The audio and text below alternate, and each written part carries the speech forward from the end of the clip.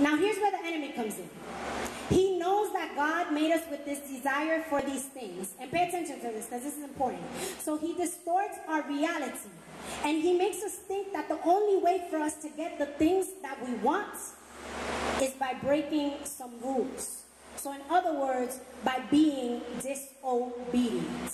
Right? So what is taught to us is obedience is about what we don't want, and then we have a separate category for what we do want. You get what I'm saying? Are you following me so far? Okay, perfect. And how do I know this? How am I sure this? Well, because this isn't a new strategy for the devil. This is something that he's done since the beginning of time. And to be honest with you, he's going to keep doing it. Until, as long as he keeps working, he's going to keep doing it. Like, this is what happened with Adam and Eve.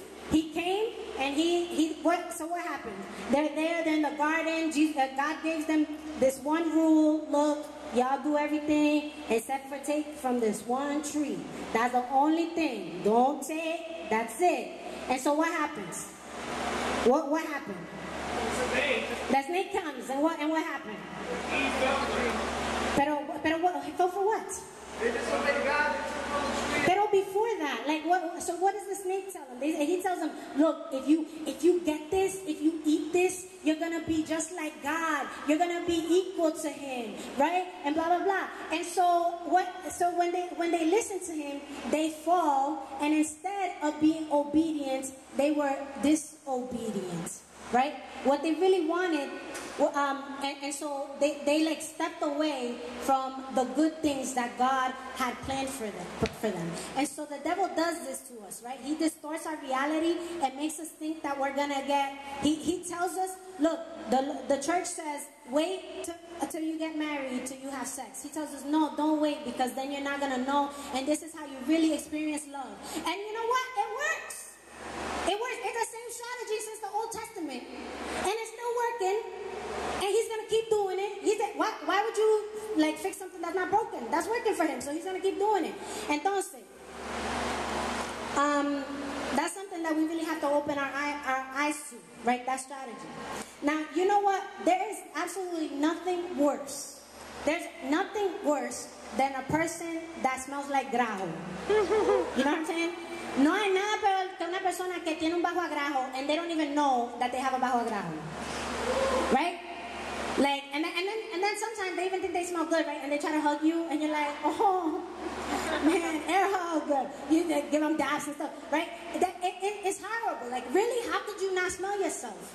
But, yeah, really, you don't smell yourself. You don't smell it. Okay, but anyway, many times, the reason why I bring that example up is because many times we become those grajoso people. We are the people that stink, and we don't even know it. Because, and this is where I'm going with this. For example, when I was younger, cuando yo tenía entre 13 y 18 años, my parents, what?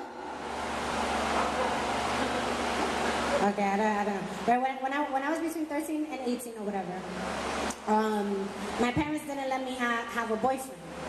But I wanted to talk to boys anyway. And so, what I thought was, because I was talking to boys anyway, I thought, no, I'm independent, I do what I want, I'm in love, blah, blah, blah, blah, blah, I'm free. And now I look back at myself and I'm like, yo, it's stupid, seriously. Like, how stupid was I at that moment? Because I wasn't allowed to date, and if I wanted to talk to a guy, I had to do everything that I was doing in the darkness. Right? I had to do it in hiding where no one could see. Y yo siempre estaba con una paranoia, right? Like, you know when you're not doing something right? Like, you stay thinking that somebody's like watching you, and like they caught you. Like, and I remember like this one time, this guy was trying to give me a kiss, and I was just like double checking to make sure like my aunts, my cousins, like nobody was like near, because, you know, I wasn't allowed.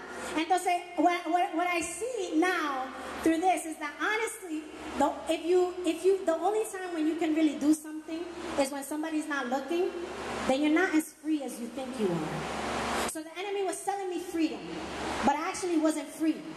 Because the only time I could do anything was when I was in the darkness. And so as you can see, by the time we are young adults, this is what